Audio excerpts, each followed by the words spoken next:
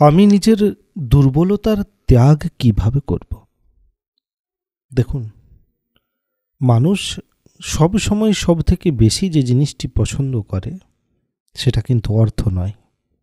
আপনি বলবেন যে প্রথমেই আপনার ভিডিও শুনবো না, আর প্রয়োজন নেই, অর্থই তো সব কিছু, টাকাই তো সব কিছু। ছোটোবেলার থেকে দেখে আসছি যার কাছে টাকা আছে সেই জায়গাতে ঠিকঠাক মতো আছে। কিন্তু আমি আজকে আপনাকে বলছি, একটু ভেবে বুঝে দেখুন এবং ভিডিওটি শেষ হওয়ার সময় আপনি বুঝতে পারবেন যে টাকাই কিন্তু সব কিছু নয়।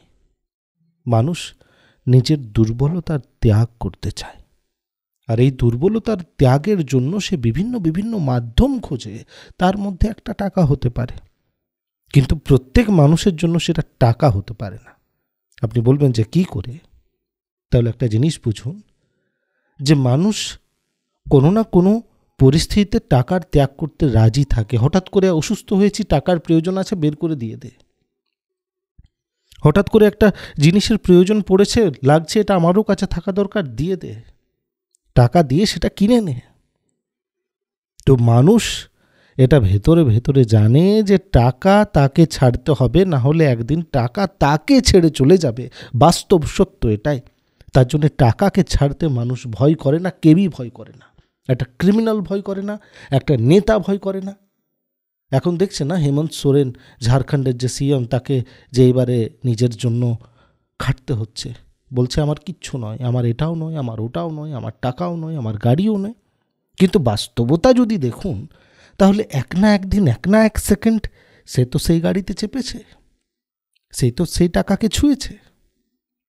কিন্তু যখন মানুষের মান ভঙ্গ হতে আরম্ভ হয়ে যায়, প্রসিদ্ধি যেটার জন্য সে মানুষটা খেটেছে, সবাই এটাই চায় বন্ধু, যে আমি অন্য মানুষের কাছে সুন্দর, ভালো, তেজস্বী, শক্তিশালী, মহান হয়ে থাকি।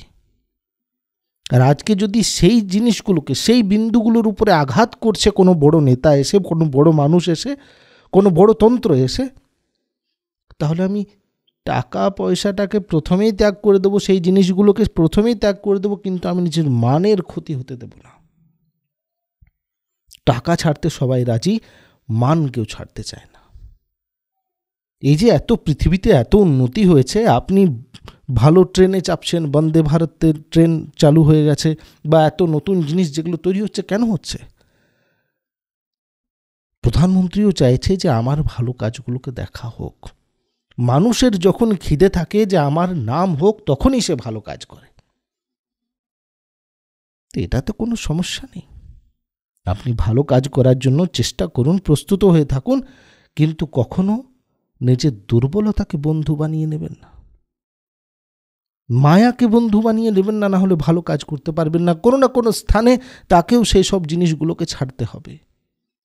যে আজকে প্রধানমন্ত্রী বনে আছে, সে সারা জীবন প্রধানমন্ত্রী বনে থাকতে পারবে না, এই জিনিসটিকে বুঝতে হবে। যদি সে ভাবে যে আমি সারা জীবন এরকমই থাকবো, তাহলে সেটা তার দুর্বলতা হয়ে যাবে। তো দুর্বলতার ত্যাগ করার জন্য প্রয়োজন আছে নিজের মানের আসল অস্তিত্বটাকে বোঝার, যে আসলে আমি কি চাই। না হলে মানুষ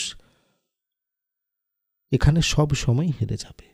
ভগবান শ্রীকৃষ্ণ আমাদের বলছেন, অর্জুনকে যে হে কন্তে, মানুষকে সবসময় একটা জিনিসের ধ্যান অবশ্যই রাখতে হবে, যে কোনো রূপে যেন সে দুর্বল এবং এরকম কাজ না করতে আরম্ভ করুক যাতে তার ক্ষতি হোক মানের, সম্মানের, যেটাতে তার কীর্তি নষ্ট হবে, সেই রকমের কাজ তাকে করতে নেই।